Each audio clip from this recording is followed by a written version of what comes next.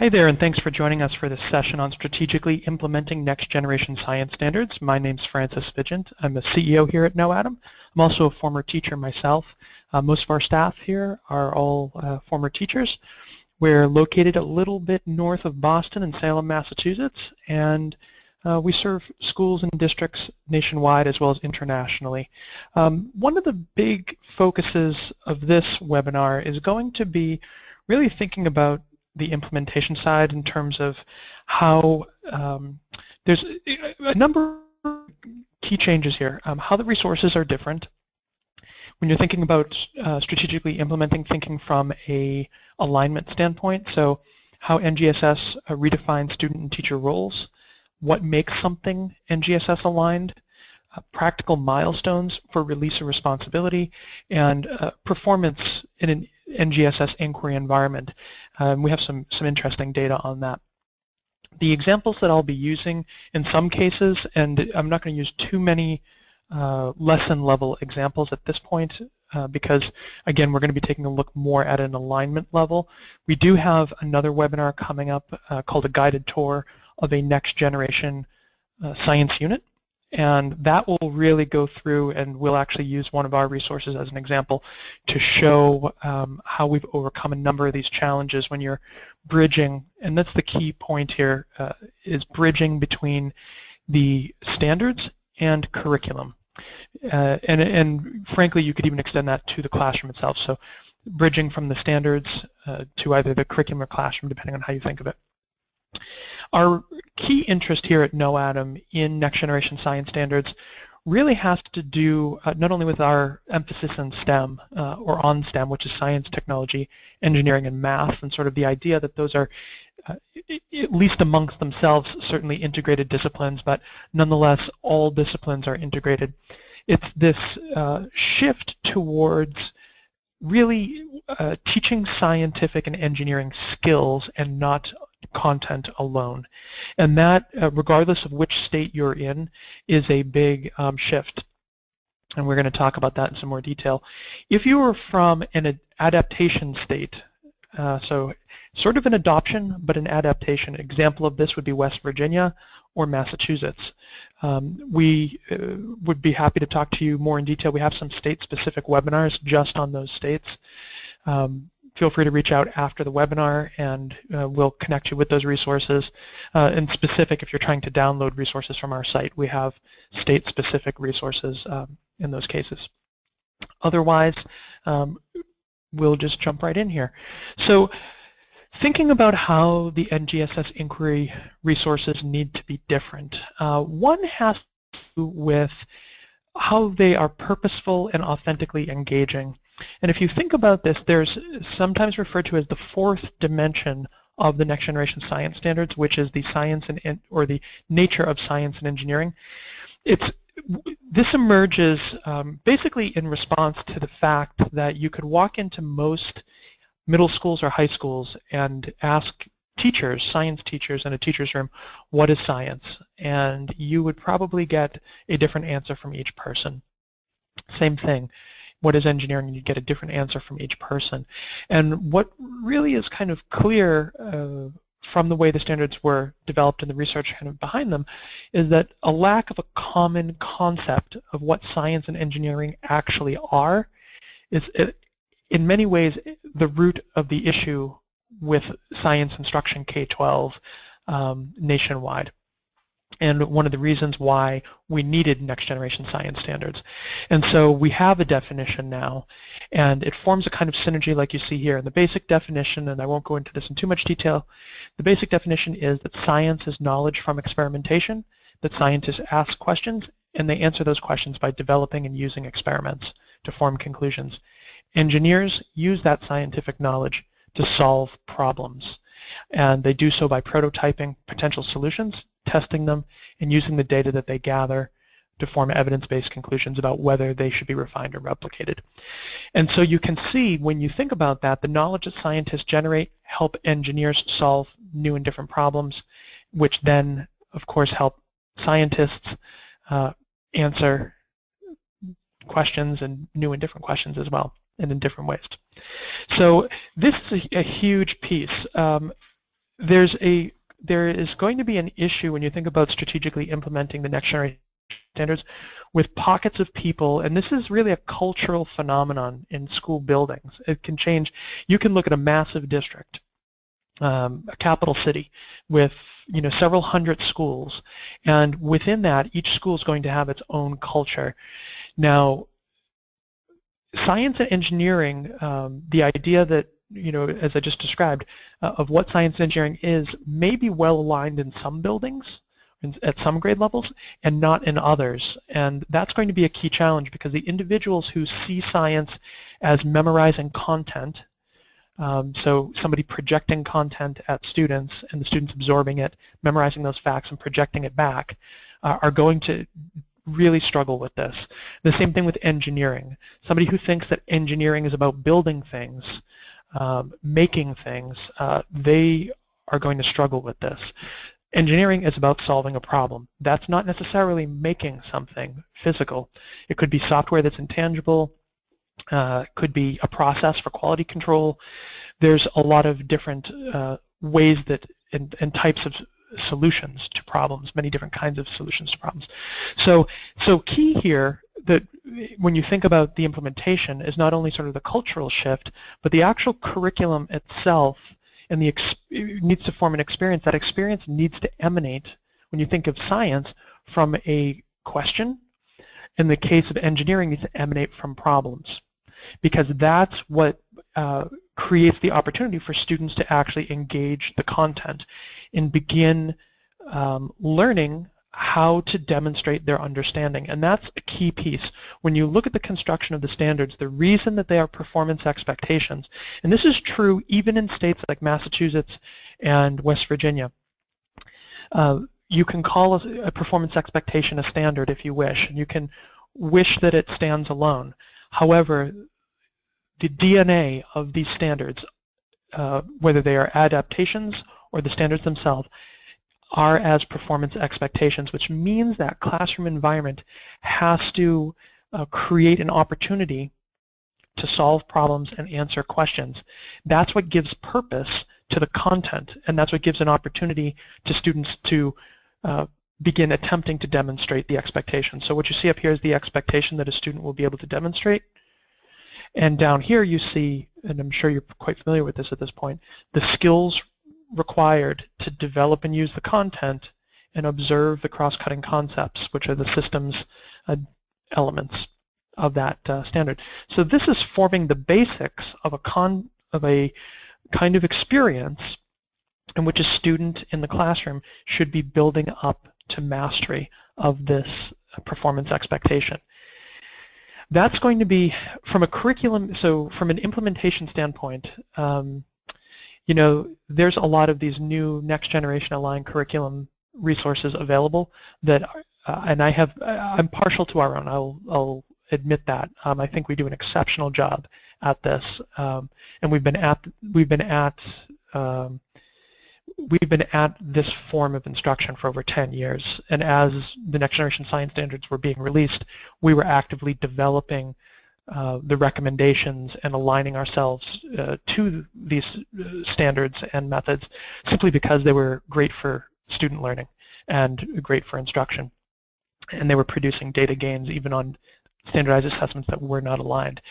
But what I want to say about this that's really important as you are going about trying to strategically implement, it's important to realize that kind of the worksheet, workbook, textbook model, and there are these next generation aligned, quote, aligned resources that try to merge them together.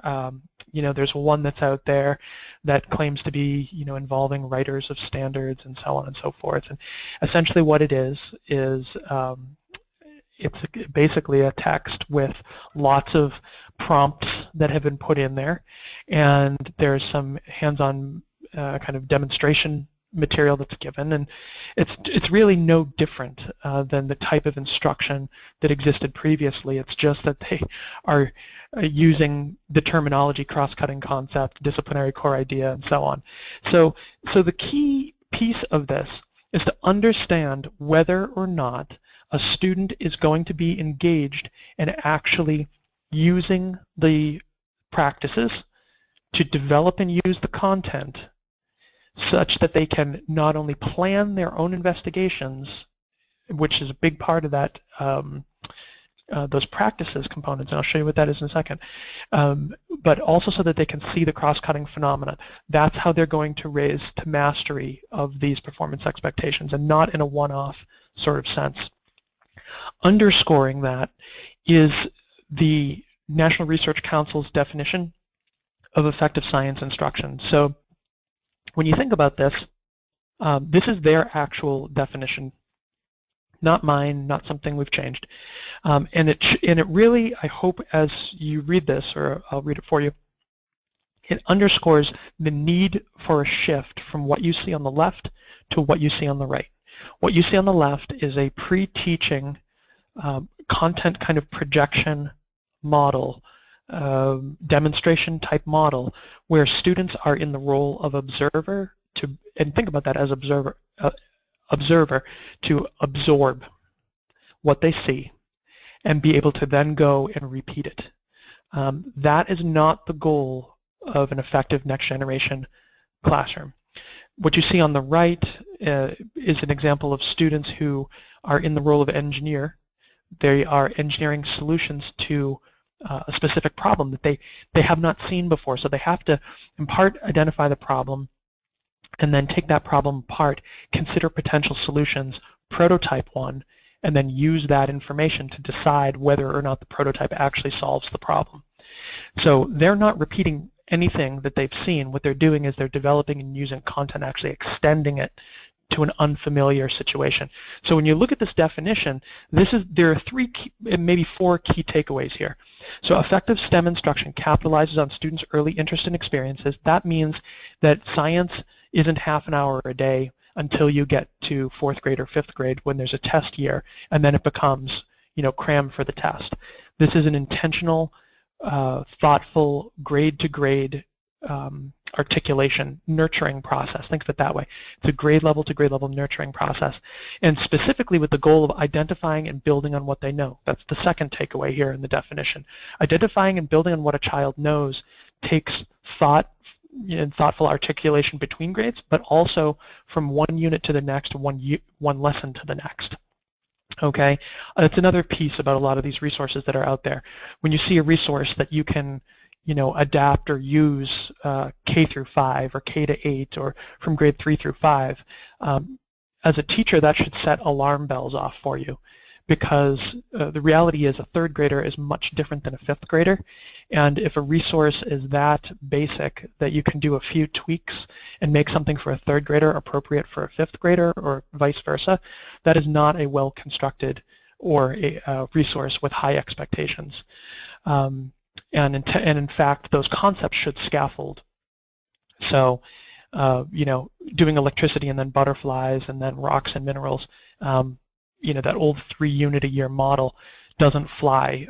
That's sort of that, loose resource base that you don't want to be engaging here. It's a recipe for trouble.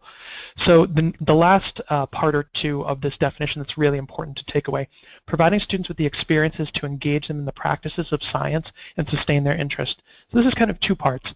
One is that classroom should be an experience where students have to engage their skills, and that's key.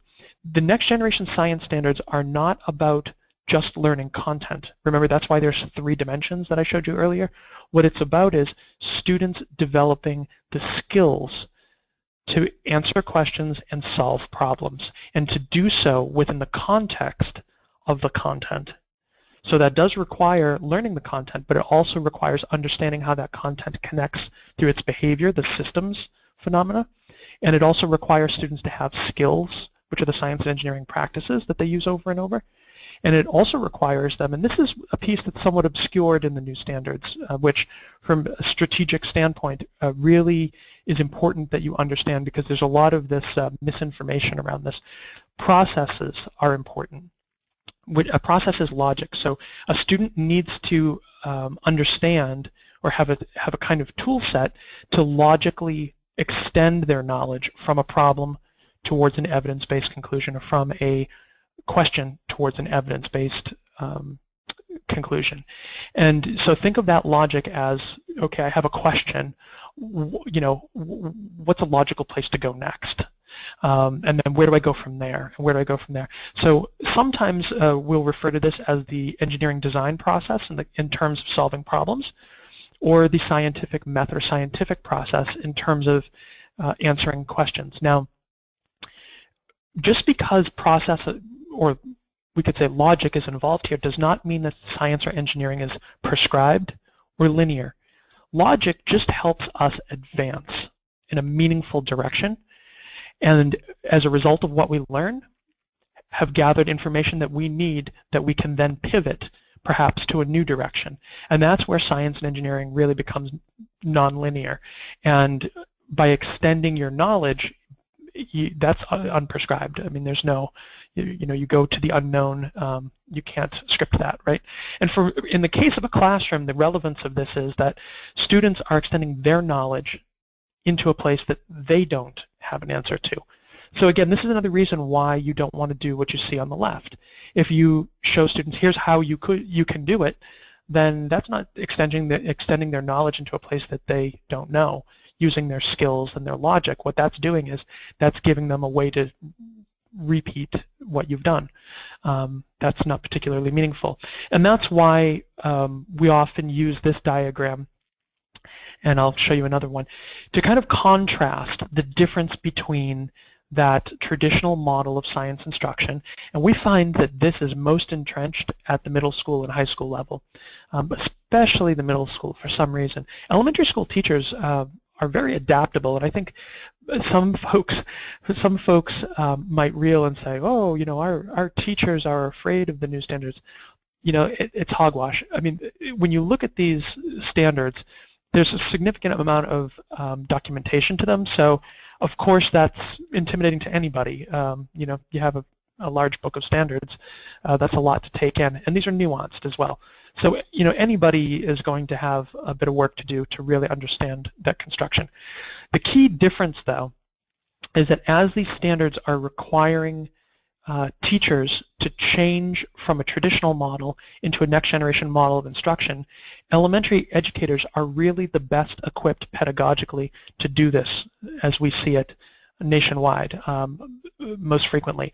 The reason is that at the elementary level, whether you are teaching reading, writing, geography or such, oftentimes what you are doing is you are trying to coach the children. And so the difference between a traditional model and a next generation model is really how the children and the content and the teacher are related. And I'll explain that to you, because you'll see this coach piece is really important. So in a traditional model, the teacher is a content expert, and the content flows through the teacher, and the teacher models it, explains it, demonstrates it, and the child has to absorb that and then reflect it back. And by doing so, if they can repeat back what they've seen and what they've heard, then that, by a traditional definition, means that they're proficient. But in a next generation model, the teacher's role is to strengthen the connection between the student and the content, so that the student is developing skills and an understanding of the expectations and a logical framework to be able to develop and use that content and observe the cross-cutting concepts. This is the role of curriculum, is to set the teacher up to be able to play this role of coach well. It's a very skillful role. This is not something that can be automated. When you look at something like this traditional model, this can be automated. You can replace teacher with video, you can replace teacher with textbook, you can replace teacher with audio recording. Okay, there's a lot of ways to project and demonstrate information to students such that they can see something that they can recall. That's a traditional model. In a next generation model, it's about students developing skills and those skills being applied. And so the teacher is not lecturing, they're engaging in Socratic dialogue, that higher order questioning, to help students engage their higher order thinking, and that's key here, creating, evaluating, and analyzing that content to solve a problem or answer a question. And so the students are using their own logic to do this. They're also helping create a culture of critique. And so again, the resources have to set teachers up for this. It's important that there is opportunity for students to work with the skills and knowledge they have to be successful, but yet there should be opportunities for them to make mistakes. There should be opportunities for variability in all of this. And so it's really a key component here that the teacher's role is different. It as a coach, and that's really it. They help support student learning by gradually adjusting those supports, helping students understand how to engage, redirecting, and monitoring. Now, this is the connection between the environment and the standards. Remember, the standards are performance expectations. In this type of environment, this inquiry, next generation inquiry environment, students demonstrate proficiency by demonstrating performance of the expectations of the standards, really developing and using the content, using the skills to solve problems and answer questions. That means evaluating and analyzing, and being able to relate content through its system behavior and dynamics. I'm going to jump over a couple of slides here quick for you, but when you think about what makes something NGSS aligned, you have to think about those 3 dimensions in this kind of environment and how they come together. So purpose is kind of a combination of 2 things. Purpose comes from the question or problem that's involved. And again, that's another one of the things that you see about a lot of these NGSS aligned, code aligned resources that are emerging. It's, yes, students do need to be able to ask questions and define problems, but they need to be able to do more than just that. We can prompt them to ask 100 questions, or try to analyze data tables. But by doing it discreetly like that, the students aren't getting a cohesive idea and connection between the skills and the process, or the logic and the content. So purpose is really coming from the question or problem itself, and then these other aspects, the practices, are tools for advancing from that problem or question. And so when you look at these blue highlighted words, asking, developing, planning, analyzing, thinking, defining, arguing from evidence, and so on, these are all interrelated, and these are skills that a student needs to be able to demonstrate and use in a novel context that's only, in a sense, tangentially related to something that they've learned. So not the result of direct instruction. The way that that connects to processes is really think of the 3 dimensions as the foundation, the disciplinary core ideas, the practices, the cross-cutting concepts, and the science and engineering processes as the logical framework for applying all of those pieces to a question or to a problem. Okay. Now, in ELA, we often have, we think about the writing practices and the writing processes. And I apologize that I always use this example, but practices are the skills to be able to write effectively. So practices are word choice, voice, sentence structure, and such things. The writing process is how you go from an idea to a high-quality published work. Brainstorming, pre-writing, drafting, revising, or editing, revising, and then publishing. Okay, some logical advancement from an idea to a high-quality published work, and it has, each aspect of that logic has a purpose. Okay, and builds on the prior. Now, in the case of the next generation science standards, a weakness of the standards are that they refer to process without really defining it well. And over the last 10 years, as we've been working with this model of instruction, we have developed both a scientific and an engineering design process which work really well 1st grade through 8th grade and on up. Now, think of 1 through 8 here, in whichever process you're looking at, as being 1 step forward. Okay, this is not saying that science is prescribed or engineering is prescribed and that, whatever. What this is a series of logical steps which result in some information which allow you to then pivot based on claim, evidence, and reasoning. Okay, you can't make a claim, and I think that's one of the big issues. Folks are very focused on claim, evidence, reasoning right now, but they forget that you can't make a claim unless you have something to make a claim about. And what is that? That's either the solution to a problem or the potential answer to a question. Okay, so if you're going to make a claim about that, what is the problem? what is the question? Okay, if you're going to have evidence, how did you gather that evidence? What is the evidence? Okay, you have to actually have gathered data, so that's the purpose of things like plans and procedures and testing, right? That helps us gather data, which we can analyze to use as evidence, and then of course our reasoning is based on this entire process. It's the result of it. So we may, and within our reasoning, decide something that we did here, and that's where it becomes iterative. So when you see one of these processes with kind of arrows in like 5 directions, you know, you have to kind of pause there for a second. Sure, is there sort of, do people go on random tangents? Absolutely. Do things take a left turn here or there? Absolutely. Do people discover things by accident? Absolutely. However, when you think about professional science and engineering, you know, you don't get to go to work for GE in a lab and just sort of randomly mix things together and hope that on accident perhaps you'll observe something that you'll then be able to reconstruct how you did it because you were just acting randomly. That's not acceptable. You have to have some logic to what you're doing and also document what you're doing and do so before you actually carry out your plan. That's why you plan first, execute your plan, and use the results of your execution to actually form that claim, evidence, and reasoning, those conclusions.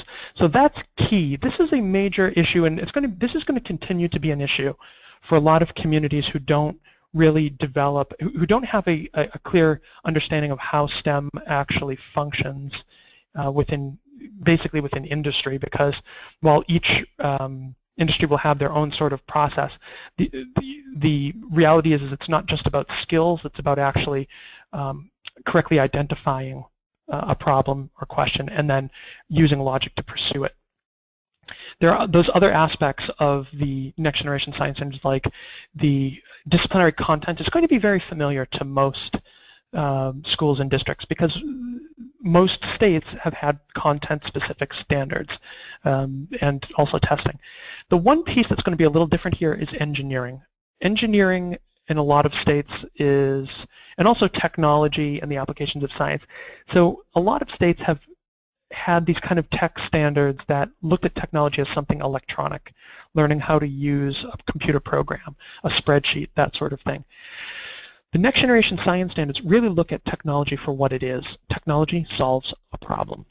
And so you can imagine if your state has standards that looks at technology as being something electronic, then there's a kind of gap there in terms of the role of engineers, because the role of an engineer is to solve a problem by prototyping and actually producing technology, okay? Not just things that are electronic. And the reality is, and you can see this is a really great way to describe this, that engineering and technology are an application of science. So you have to think of that as integrated, and that's another key piece of departure here under the new standards.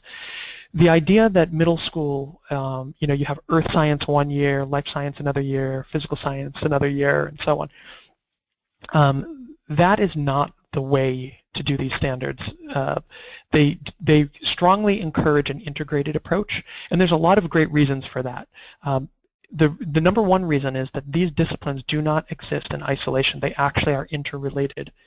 You know, Earth and space creates opportunity for life.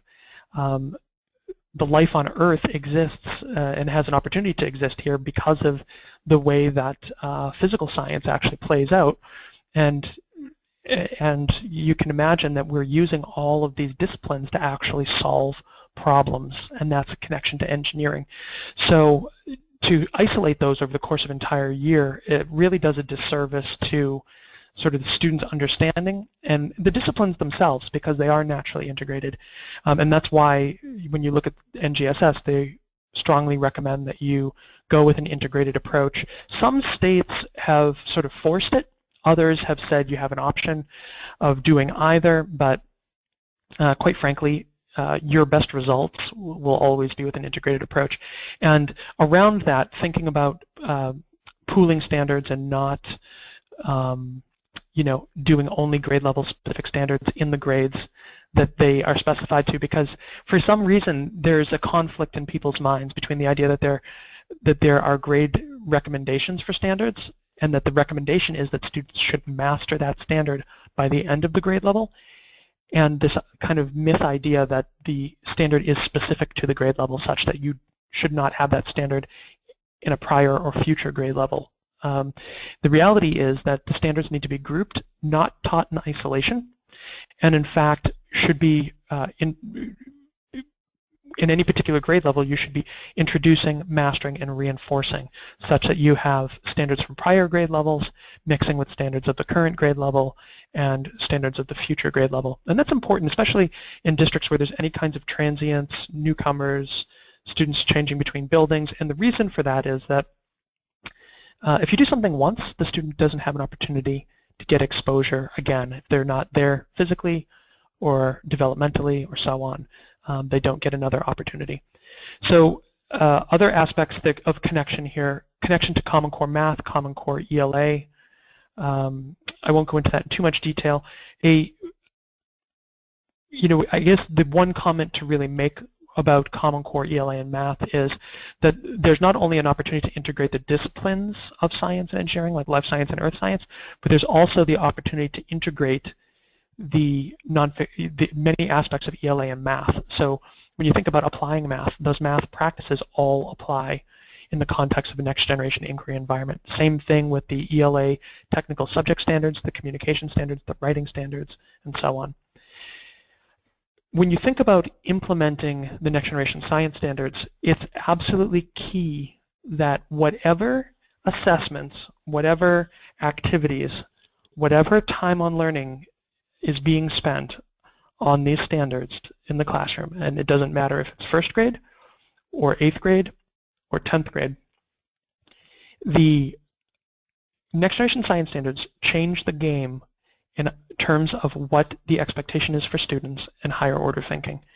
Okay, and this is one of the reasons why when you look at the peak alignment guides, you see that they have a quote in there somewhere that says, it should be kind of a foregone conclusion that existing resources are not going to be realistically adapted to fit the next generation science standards. And the reason for that is that when you have a resource that like a worksheet about a video, that relies on students just remembering and understanding what was in the video.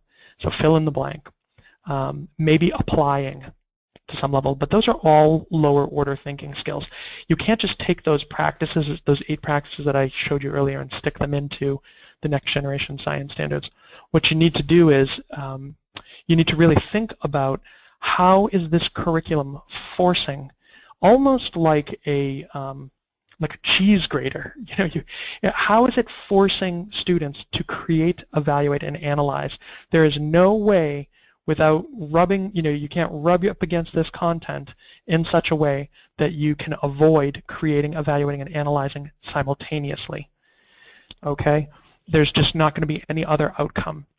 And when we create curriculum, this is one of our big focuses, and one of the big flags. Again, if you think about curriculum, we don't have to spend very long in a classroom to tell if the curriculum is being implemented with fidelity, because if we see that students don't have their creative, evaluative, and analytical thinking skills developing, if it's not evident in their ability to articulate the content, and in fact, even in the diversity of opinions in a class, we know that there has been a focus in removing the expectations that students will create, evaluate, and analyze, and a movement towards something that's lower order by folks trying to create some supplement worksheet or give students a handout of something that the teacher created or something like this. So think about back to that next generation model or next generation inquiry environment as being a place where, yes, there may be some reading, but that's not the path to mastery and the content. It just lays a foundation for students to be able to engage in Socratic dialogue. And again, remember, Socratic dialogue is not a lecture. It's asking questions of students that cause them to have to create, evaluate, or analyze in their response to the group, and then looping other students into that to refute or counterclaim, okay, or provide support, actually validating a claim. It's not the role of the teacher as the expert to say, you're right, you're wrong.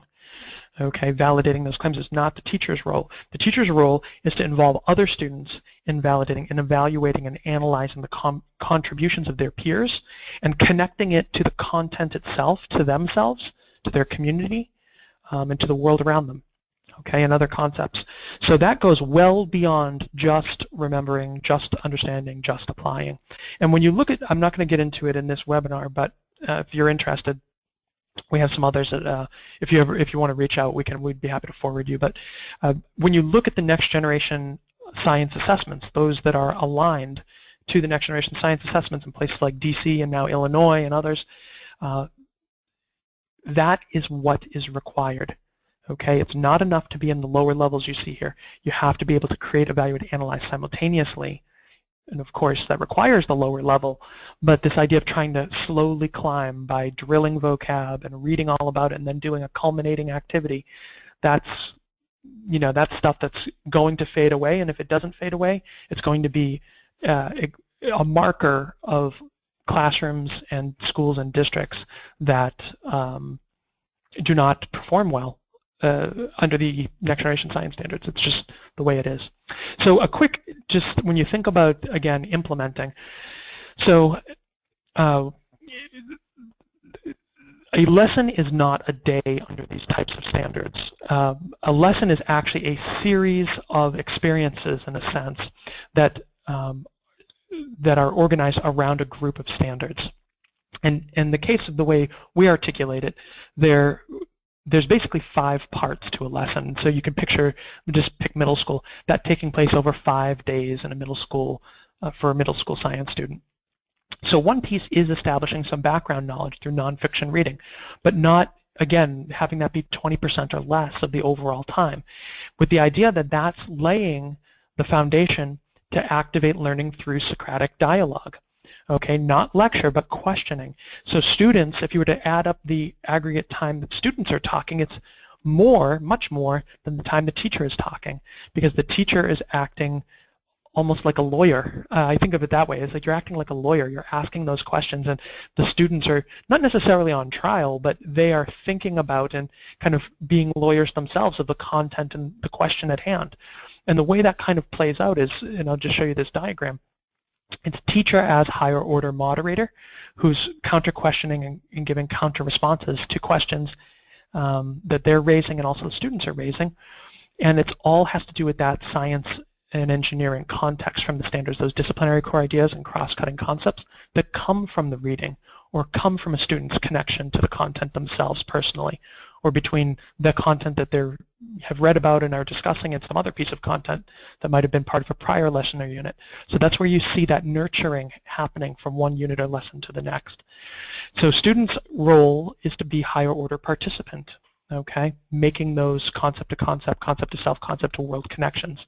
And so both sides of this equation are balancing each other in this kind of tennis match of thinking and responding by using the creative, evaluative, and analytical thinking skills as they question and respond. Okay, we have a whole 1-hour webinar just on this. I'm not going to get into it in detail, but I think it's worth taking a look at because it's something that some folks already have some professional development in, have some experience in, and it has a major role, I think, in being effective with these new standards. By the way, everything I'm describing today, if you happen to be a KnowAtom user from wherever you are from, and you're on this, these are all things that you don't have to worry about. Obviously, they are things that are already taking place in your classroom and that have been taken into account in the curriculum and so on and so forth. So in terms of alignment or realignment or whatnot, if there's any questions around that, you're all set. So I don't want you to look at this and think that, oh my goodness, I'm going to have to go back and in some way change something that's been given to me. It's just reinforcing what's already there.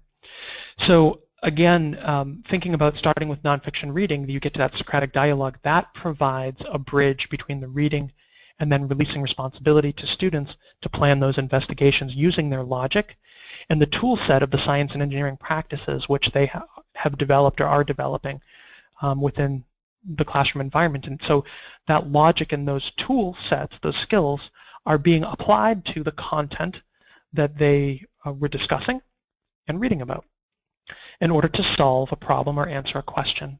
Okay, that's what the plan does. Here's how I'm going to solve the problem. Here's how I'm going to try to solve the problem or try to answer the question. And then I'm going to carry it out. And then I'm going to have to use what I discover to form a conclusion, and I can debrief. So here's a student planning their investigation with their partner. Here's an exemplar. Now again, in our curriculum, if you see something like this is an exemplar for the teacher to have a sense of where this is going. Every student is creating their own plan. There's going to be variability and difference from one to the next. Okay, this is not something that's copied and handed out to students, and I think that could, under some, particularly as an outsider looking in, maybe something that you're like, oh wow, this is all pre-made. No, this is actually just to give educators visibility. So when you think about implementing the next generation science standards, there's a tricky balance. You need to be able to support the educator in the classroom to be able to deliver effective STEM instruction aligned to the standards and creating that next generation inquiry environment. So you need to create visibility around the expectations for that teacher. But you also need the teacher to have restraint in the sense that they don't use what their knowledge is to basically override or diminish a student's opportunity and experience taking the tools and developing and using the content. That's why I stopped to mention this. So let's pretend, though, that this is a student's actual plan. So the question that the class is addressing is which earth materials are most permeable to groundwater. So this team develops this experiment using their skills and their knowledge of the scientific process. They then carried it out and gathered the data in red and formed a claim with evidence to support it and reasoning around it. Okay, that's what you see here. This is what it looks like when students are planning their investigation. Okay, these students aren't building right now. They're in the role of engineer. They are just surveying the available materials so they can start to think about how they might solve that problem using what they know about how the problem has been approached previously, science related to the problem, and the resources available. And they have to pick an approach because, again, resources are limited, not unlimited. And then, of course, once that plan is made, then the plan's carried out. So here's some students creating prototypes and testing them. So think about it as accessing the content with the skills and with the logic. I always like to use this picture, and you'll see there's no faces shown particularly because these children are in UN High Council and refugee camps in northern Iraq. We have students around the world who use our programs, as well as across the US, and these students are engaging in the same higher order thinking, the same practices, the same processes, and so on that students here in some of the large urban districts or some of the wealthiest suburban districts are, and nonetheless it's possible. So you don't need fancy black tables and fume hoods and all these sort of things. You don't need a $500,000 science lab or a 3D printer to be effective. And in fact, you only need those things if they have a purpose. So think first from purpose.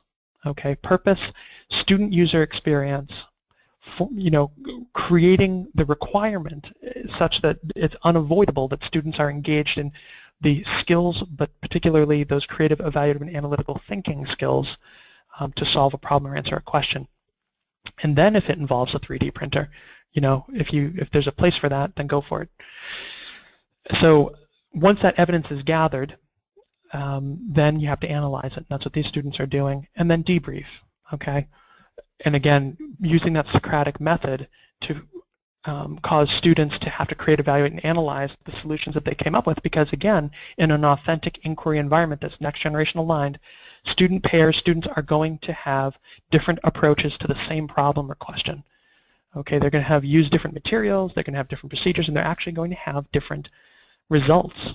Some may be the result of human error, others may be the result of a different approach. But nonetheless, that's valuable, teachable opportunity, okay, that sharpens those thinking skills. And again, back to that kind of arc.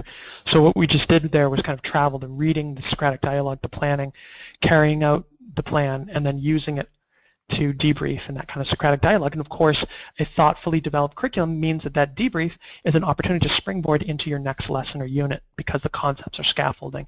They are there's a meaningful connection here. I will make a quick mention of, and I mentioned earlier, some of that kind of different tiers of resources that are out there at this point. You know, thinking about awareness-ready resources is just really the basics. Those are downloadable, museum, curriculum, the kind of you know, worksheet, free download, a lot of like shared resources online.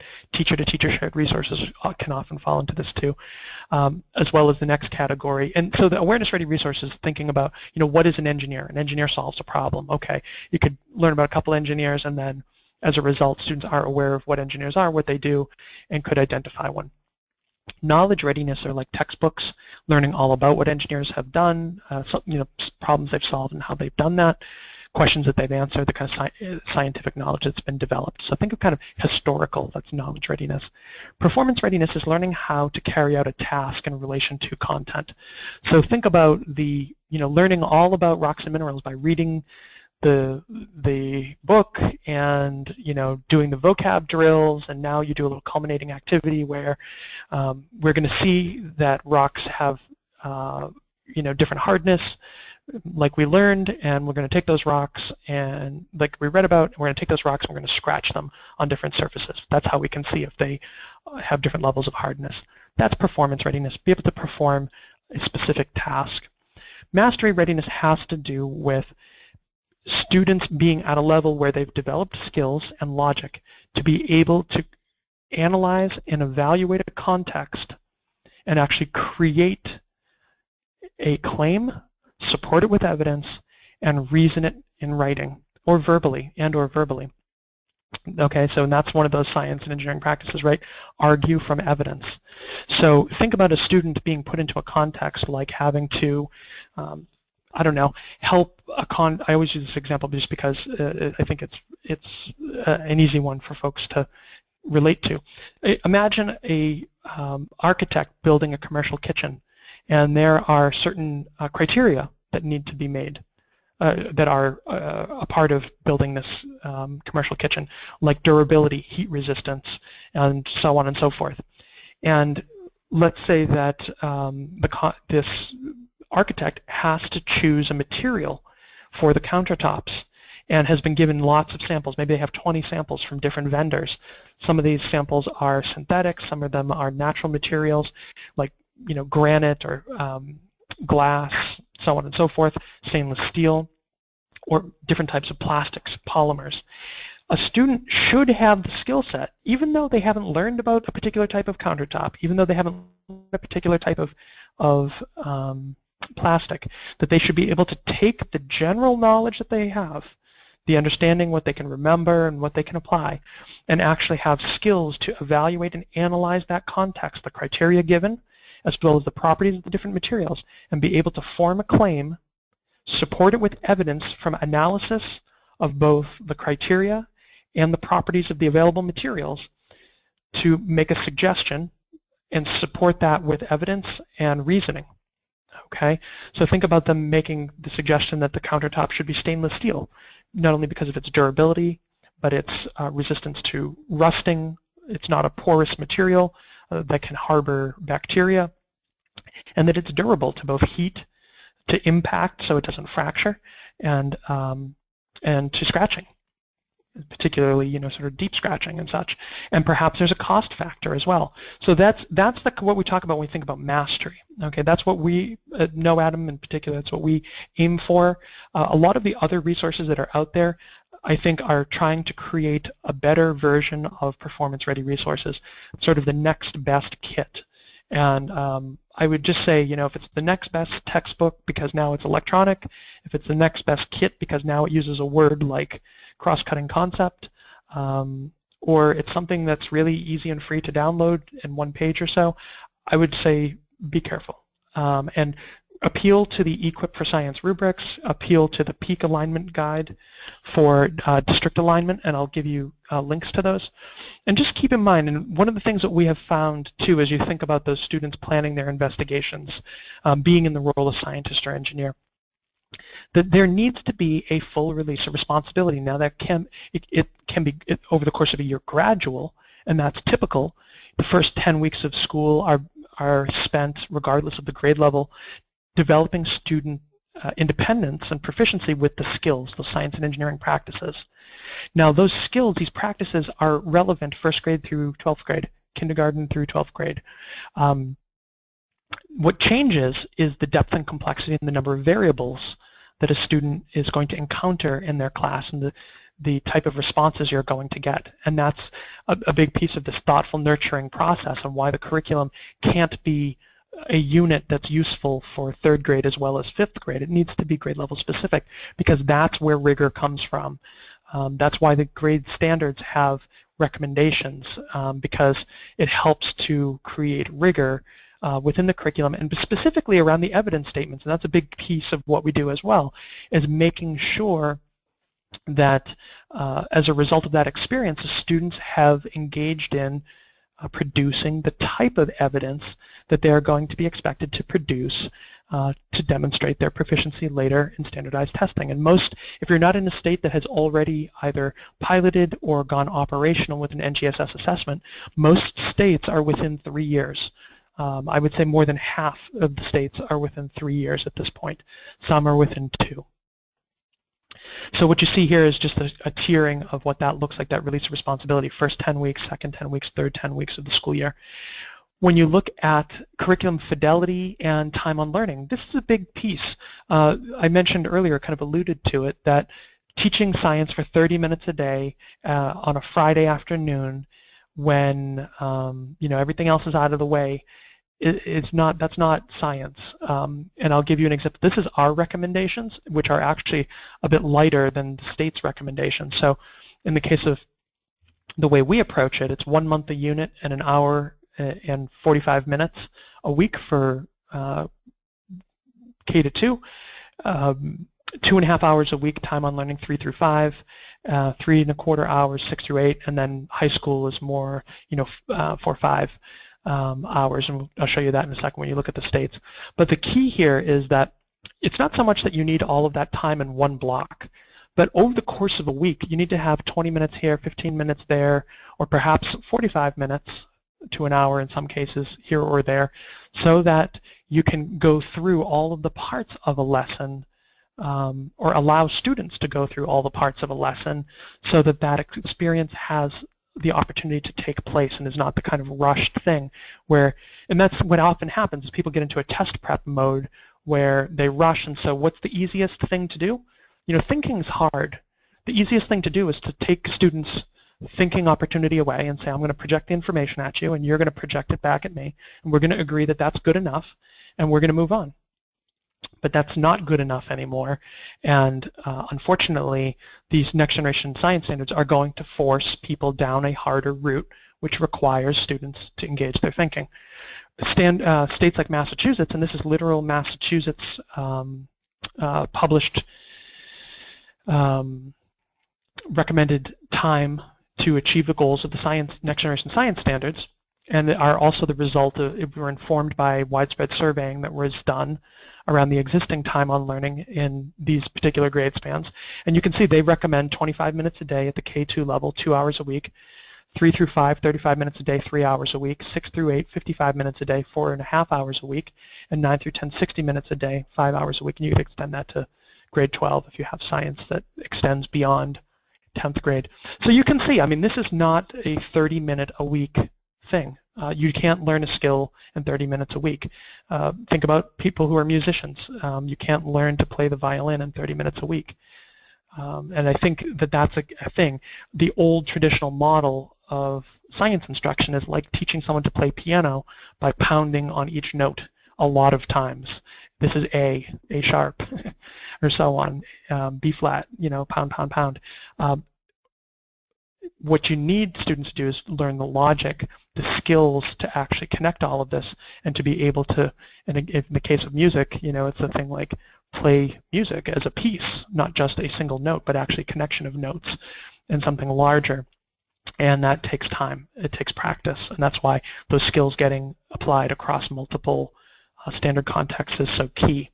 I'm not plugging any of our stuff here. I'm just going to let you know that when you think about a curriculum, professional development materials, really should fit hand in glove. And these are the components to really support a successful transition and implementation in a next generation science class. And so think of them as all supporting that next generation inquiry learning environment. So the curriculum as being the support for the teacher, which provides that scope and sequence, the teacher background, the lessons objectives, and the support around really what direction you can go in here in order to address those objectives. So in a sense, it's a lesson plan. But I think some people think a lesson plan is what you put in a little square in your plan book, and or in our plan books. I mean, I did that too. But nonetheless, a lesson is much more than that. A lesson is really about supporting a teacher with what they need to deliver effective next generation instruction, and that means when you think about cues for higher order questioning, linking a lot of that with the available visuals, and then showing some of what the release of responsibility looks like, and what student products can look like, and so on, and the actual assessments around that. All that's key. Okay, that it doesn't mean it's scripted. What it means is that it's a basic sort of skeleton, bones, and structure from which it can become organic, but there's a minimum criteria for success. Professional development helps make that transition from a traditional model to a next generation model. But your expectations of professional development need to be realistic. These are complex and nuanced standards, and doing your homework means first and foremost reading the standards themselves and the documentation around them, just so that you understand where they're coming from. There's a definite philosophy to these standards, and that's not something that you can realistically get from professional development unless you're going to invest weeks in professional development, in which case, sure, you can make that happen as well. Materials, thinking about that, the only purpose the materials solve or serve is to make that experience something that's hands-on, active learning, and problem-based, and project-based. So the materials themselves can be very basic, and what you see here is examples of our unit materials that fit with all of our units, first grade through 8th grade. So I'm going to pretty much leave it there. I'll give you a couple last slides. We're at an hour. If you're on the live session and you have questions, feel free to drop those into the question panel now. I'll just show you these last couple slides while those questions are coming in, and I'll try to take at least 3 or 4 of them. So thinking about how NGSS is shaping up, one of the issues around Common Core, now next generation science standards are not Common Core, but I want to just make a quick connection here for you. Common Core suffered and continues to suffer, and there are people who are vehemently against Common Core in so many ways. The problem with Common Core is what you see here on the screen, that the actual resources that teachers are using are not necessarily the result of Common Core, and the testing that happens is not necessarily the result of Common Core. So when you see one of these ridiculous questions that comes out of it, it typically comes out of New York, that you find in the media, that test came from somebody who made a test. Does not mean that it's aligned to Common Core. So the thing is, Common Core is just regulations. And so what happens is it's somebody's translation or really interpretation of that regulation as a result of the training and messaging that they've had exposure to, that is the resource that often gets held up.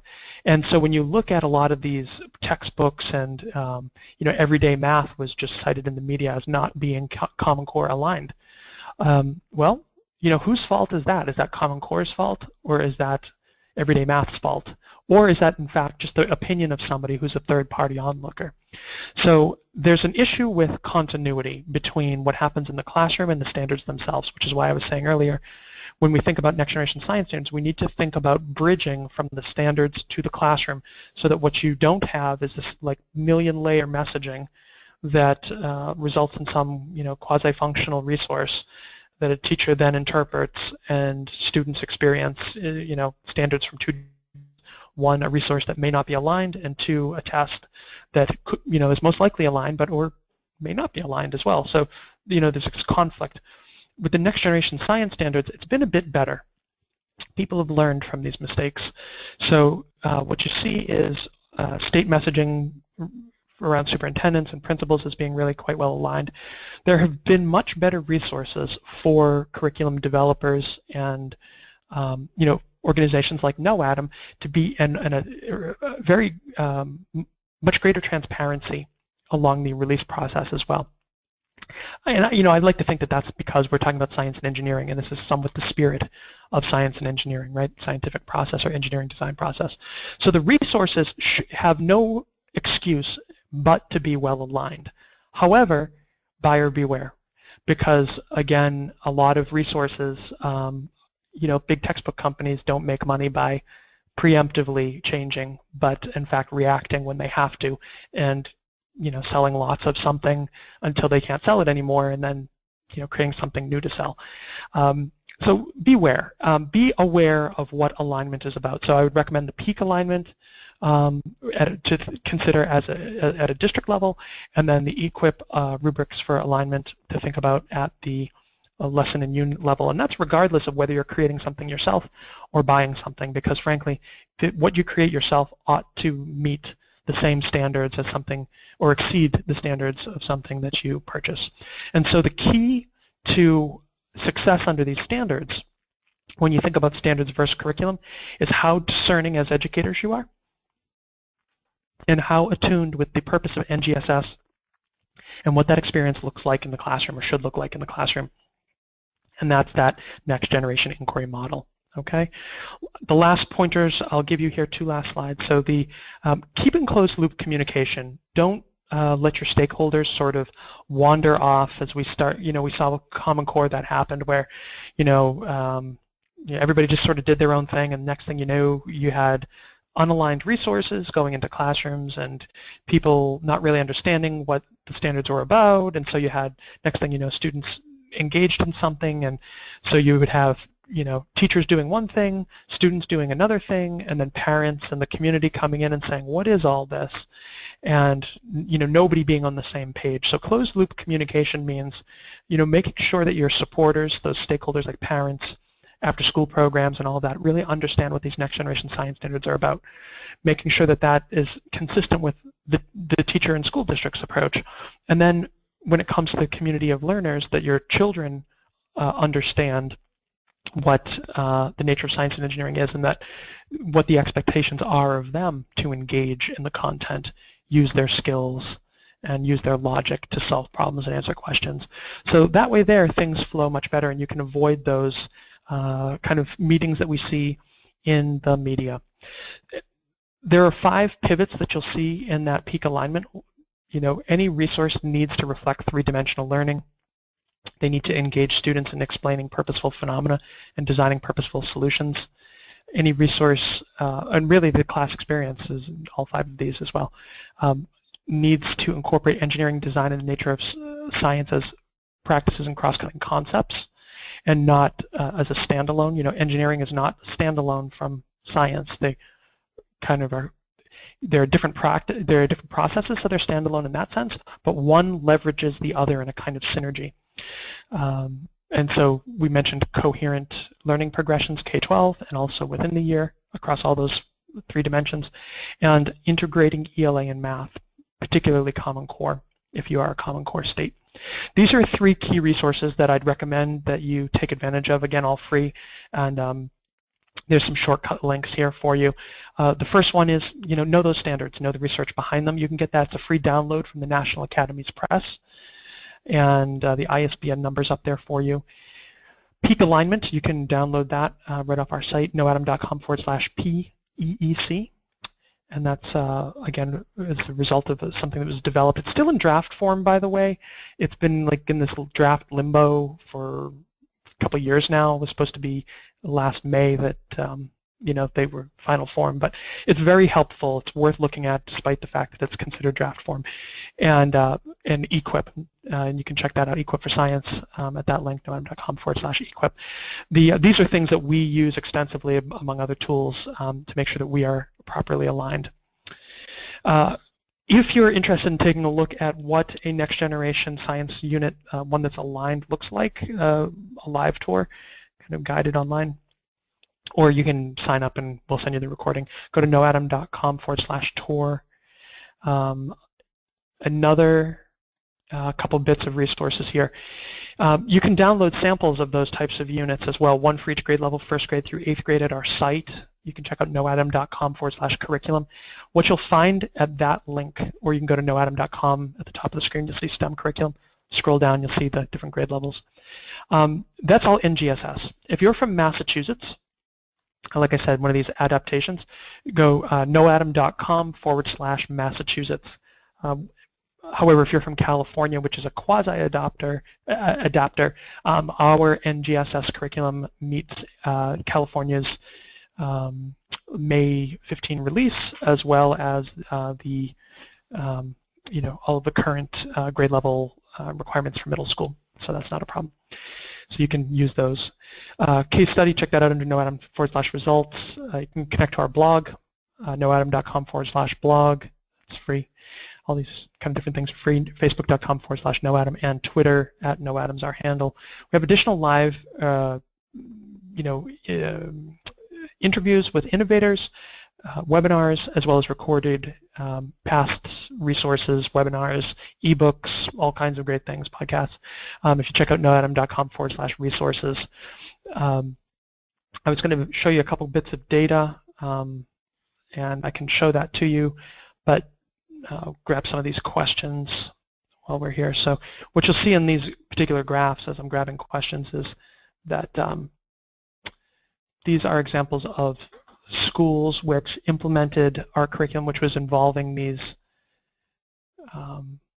approaches, everything that's been described here around next generation science standards, and you can see the immediate gains that these folks get. And what's interesting is these are, I'm going to show you some examples from Massachusetts. The you know, state average here is just 50%, and so they nearly double in a lot of these cases. You can see here's another one. By the way, this is 20% high needs, 7% low income. This is kind of a similar sort of community, again, well above the state average. Here's one here. This is highest in the state as one of our clients, well above state average. And I'll show you some urban schools that have had some challenges too. Here's one, started off below state average and then implemented, added 51 points over 2.5 years. They're 35% ELL, 72% low income, 65% free lunch, and 75% high needs. And these shocks are the result of changes in teacher and administration in the buildings and in the district as well. And what's really key, and you can look at other cases here, here's an even more extreme, 67% ELL, 93% low income, 85% free lunch, 96% high needs. And you know, they're now above state average. I mean, you can see it's been a fight to get there, but it's been a positive trend, and I'm sorry, they're approaching the state average. This is the reduction in their warning and failing on this one, which is pretty dramatic. So basically, when they started, their warning and failing was virtually half their students, and you can see, and for certain states, you don't have warning and failing. It would be basic, below basic. Is what we're talking about here. Combined, that basic and below basic is 45% and drops to 7%. And so you have what's happening here is you have this kind of gradual shifting from the lower to the second lower and such, but nonetheless you get these improvements. And still shocks. This was interesting. This case was a change of principle, was the sole shock that caused this, but then there was some communication from the higher ups, and that worked itself out. This is another one I already showed you. Let's take a look at this middle school. Look at this one here, 54% basic below basic to 27%. And over the course of 2 years, because this was prior, they added 24 points to their advanced and proficient. What's going to be interesting is they are now functioning. This is an urban school. They're now functioning at average for the 26 largest cities in Massachusetts that are considered gateway cities. And you can see this is the demographics on that building: 64% first language is in English, 95% low income, 87% free lunch, 97% high needs. And when you think about No Child Left Behind or your waiver in your state, a number of states have accountability as a part of that science will flow into. And if it doesn't, it most likely will soon as a result of a lot of the recent changes. Science data and gains flow into the school or the district's accountability matrices for federal funding and state funding. And so in this particular school's case, that's the case here in Massachusetts. And you can see across all the subgroups that those red markers are the state targets, and they were getting credit in all categories and even extra credit in some by meeting or exceeding the state targets and even approaching. The two that didn't quite meet the state targets were still approaching and got partial credit from the state, which is quite a feat under the circumstances. So I will leave that at there. The questions, let's grab a few questions here. So some folks are asking about copies of the slides, and the video you'll get as a result of having signed up to the webinar a link to the webinar recording, and what we'll do there is we'll send you that link, and keep an eye on your junk mailbox or whatever. When we send links, that's what happens. Sometimes it happens even when we don't send links. The other piece around the slides, if you really do need the slides, we don't typically distribute those, but reach back and we'll try to get those to you. You can reach out to Mary Ellen at the bottom of the screen. If you have questions about any of the resources you've downloaded or resource examples I've given here, feel free to reach out to me. Get my email from one of the confirmations, or you're welcome to reach out to Mary Ellen as well by email or by telephone. Some folks asked about samples of curriculum. Yes, you can get that on our website. What's available there is the teachers component. You'll be able to download a month's worth of content, and the students complementing reading or lab manual component. You have to realize that you don't have access to any of the visuals. Everything's online electronically, kind of for it's user protected and so on. So districts that are working with us, all their teachers have usernames and logins. Everything that's there in print is available electronically. The other aspect of this is that you don't have professional development around any of it. So interpreting the resources may be, it's not the easiest thing to thumb through, because again, it's supporting a lot of different aspects of these three dimensions. So I would recommend taking a look at our resources section, and there is a free professional development video, a 1-hour one in there, that will kind of help you to grasp why those different components are in those units. Okay. Others, let's see here.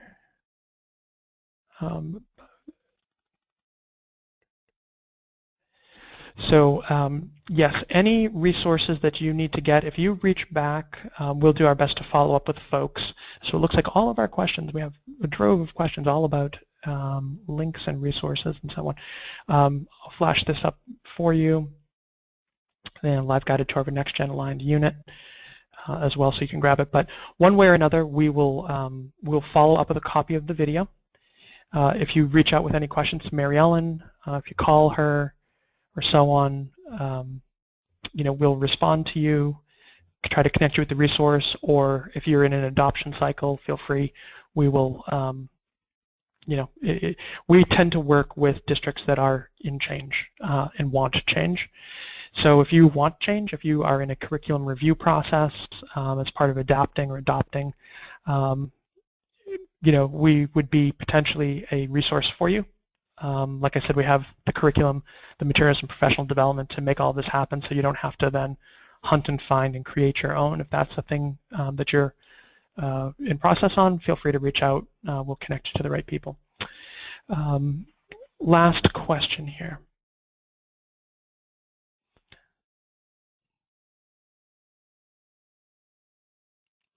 Some folks have asked about how to help folks make well-informed decisions around the next generation science standards. That's a very difficult question.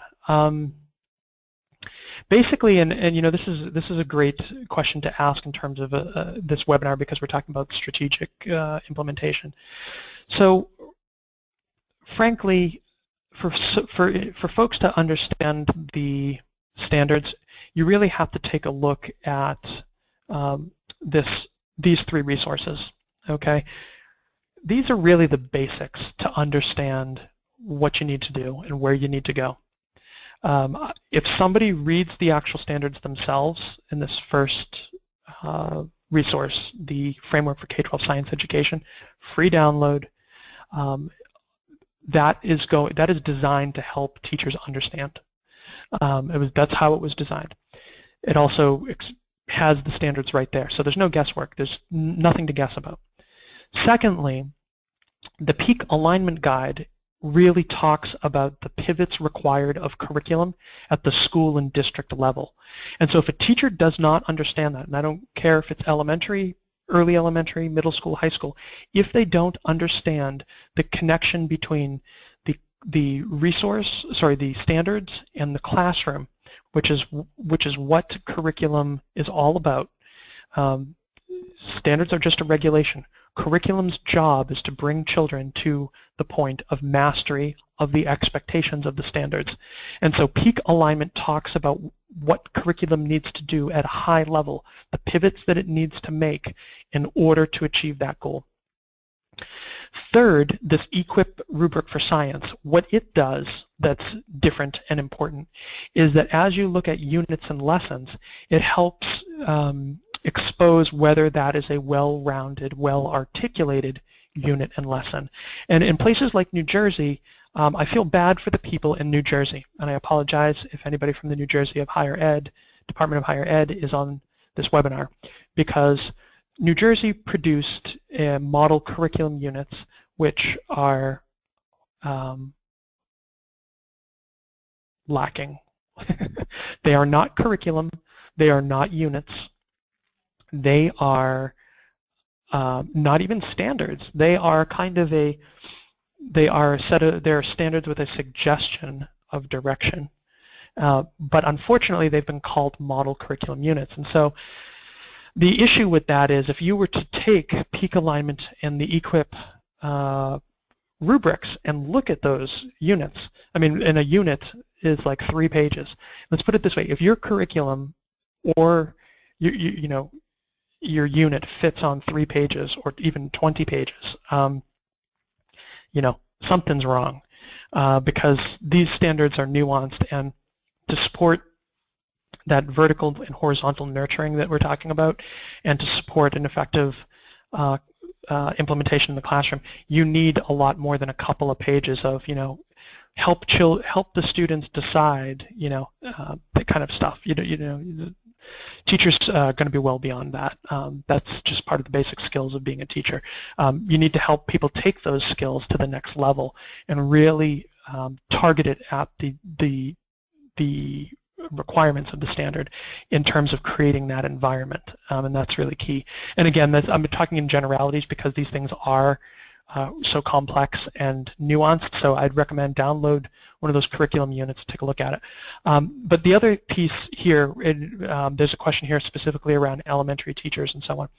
The reality is that when you go to strategically implement the curriculum, and we always suggest that for folks who are considering our curriculum as well, if your community is not a culture in which you have strong values that unite you as a teaching team, and such that you are trying to find the best for your children and bring it back to your team, and as a team you want to just take on these new standards and hit it out of the park, because there are a lot of teams like that. Those types of teams succeed, and they are really well equipped to succeed under these standards, and we love working with those kinds of teams. We equip those types of teams really, for the, reach the moon. But what you'll also find is that there are individuals or teams, places who either feel a victim of the standards, are resisting change, or feel that they know better because they have been involved in the old standards so long that these new standards are really just kind of like a, kind of a thing. This is not a kind of a thing coming and going. This is a major change to performance-based teaching and learning and assessment. And that is, unfortunately, those folks tend to be, they need to be evangelized, and unfortunately there are several ways of doing that. The assessments themselves are going to evangelize these people. They're going to get jaded, but they may, these types of people also tend to like test prep and things like this, so lots of worksheets or other things. So when they start studying the new assessments, they're going to see that their old way of doing things does not fly. But the real strategy here with elementary, middle school, or high school teachers is find the people who are driven by the values for the students. Find the teachers who are not trying to show their own superiority by explaining everything that they know because they are such experts.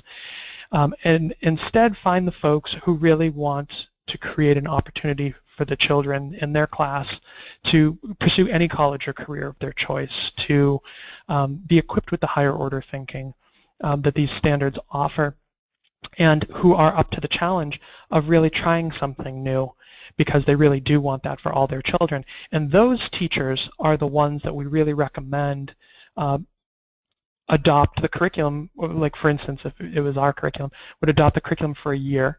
And what's great out of that is that, at least in our case, we know our curriculum has produced all kinds of incredible outcomes for really difficult circumstances and really, affluent suburban districts as well.